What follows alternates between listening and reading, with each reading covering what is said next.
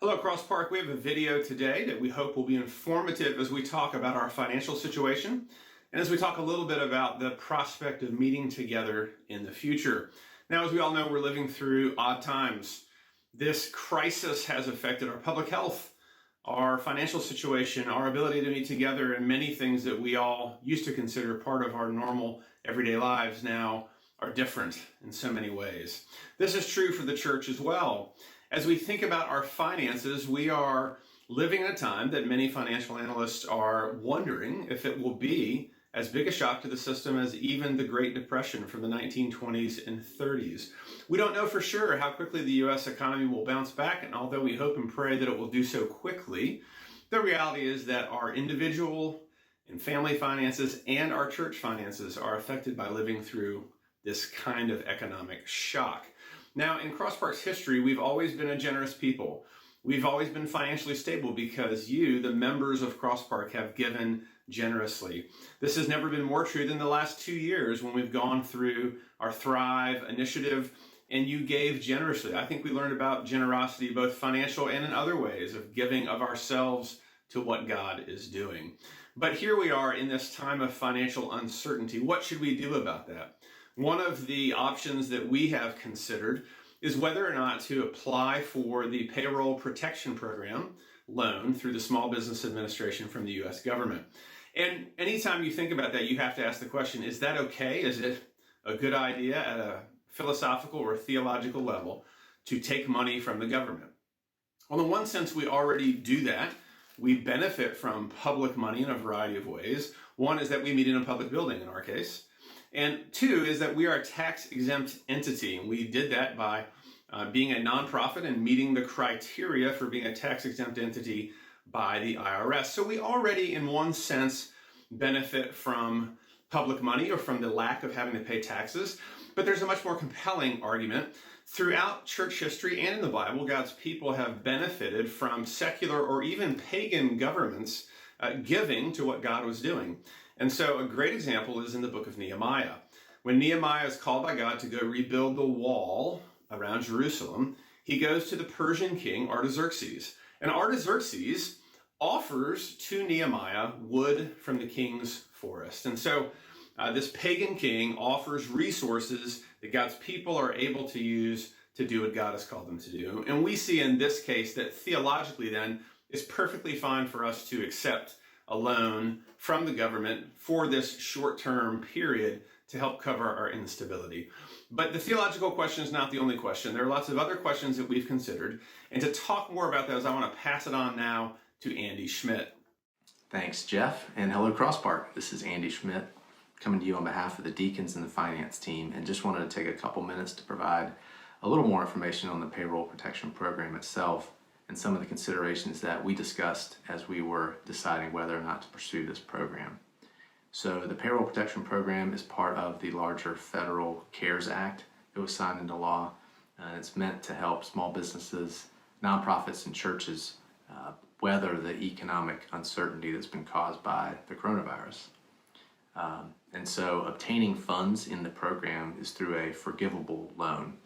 And this means that as long as the loan proceeds are used for qualifying expenses, the loan will be forgiven. So in that way, it acts more like a grant. And that's how we thought of it as we were pursuing the program. And as we looked into it, there were a couple of categories of considerations that we had. And two of the more important ones were, one, is this really meant for us? Is it meant for Cross Park Church? And two, do we really have a need and should we be involved? So for the first one, we were fortunate enough to get guidance as we were deliberating that clarified that faith-based organizations are in fact eligible for the Payroll Protection Program as long as they meet the overall eligibility requirements of the program, which we do. And we also got guidance that helped to clarify that any federal regulations around non-discrimination are not applicable to faith-based organizations that apply. So that helped us get comfortable that yes, we can pursue this if we believe it's in the best interest of the church.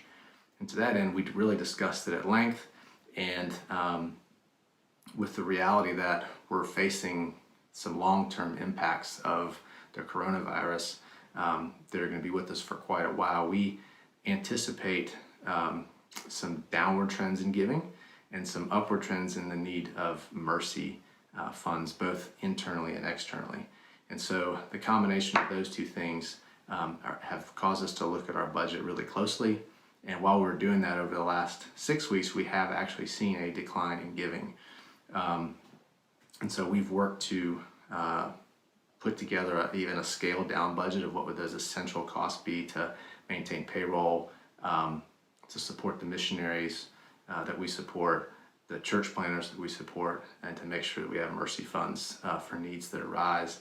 And even looking at that scaled down budget, we believe that there's a real potential for a shortfall coming in the weeks and months ahead. And so we do believe there could be a need and that this program could help address the need.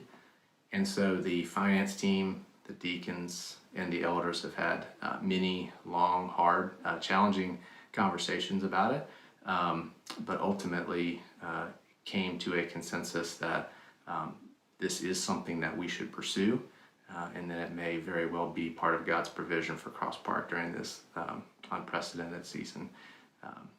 So with that, I'm going to turn it over to Bruce Johnson, who's got some additional thoughts on the topic. Thanks, Andy, for that overview. Well, as the elders also looked into this, we considered the financial aspects, but we also wanted to consider what were some biblical aspects. We didn't feel that this was a moral decision. We could have gone one way or the other. And we discussed that about 45 minutes or so. And then Jeff wisely said, let's take a break and spend some time praying about it individually. We were meeting by Zoom. And let's come back together in an hour and a half, 2 hours. So we took a break.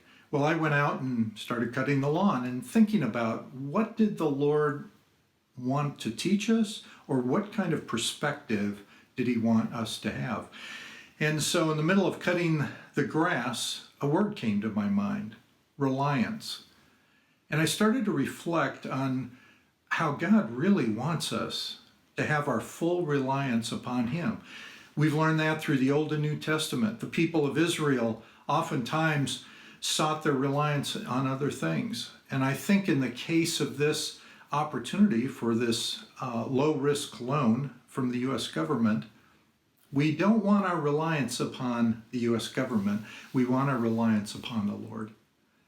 And then a second word popped into my mind: provision. Oftentimes in the Old and in the New Testament, God provided for his people in a special way. I recall the widow and her son who had no provision whatsoever, and the Lord brought a prophet that said, go ahead, and the little you have left, bake some bread. And God provided enough that she could sell it and even provide for her son and herself. There were other stories that maybe come to your mind, like Nehemiah, where the king provided a special provision for Nehemiah to rebuild the wall. And so we think this is a special provision. What we don't want is reliance upon the U.S. government, but there is this special provision, and we felt comfortable in really thinking that through to make sure that our hearts and minds were right before the Lord.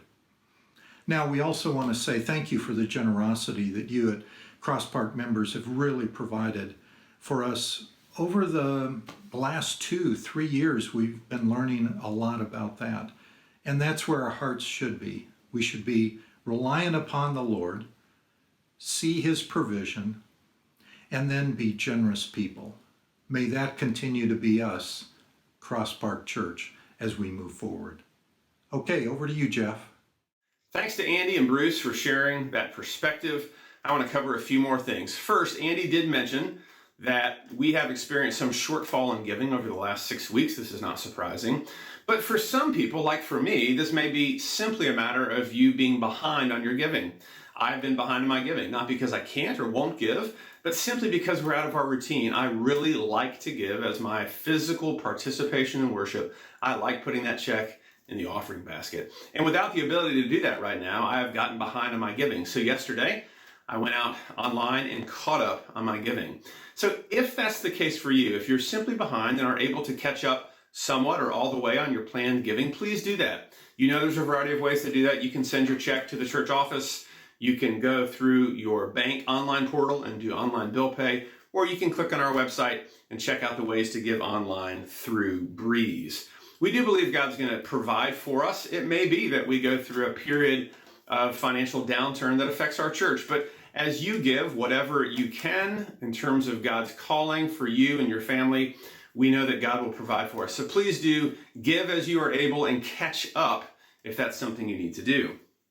Finally, let me address the matter of meeting together. There are so many unknowns. We are not sure what the future looks like, but let me tell you what we do know. Friday afternoon, CMS sent out a letter to all of their community partners, entities that rent space from the school, and said there will not be any school usage over the summer. This was not a surprise. We anticipated that this would be the case.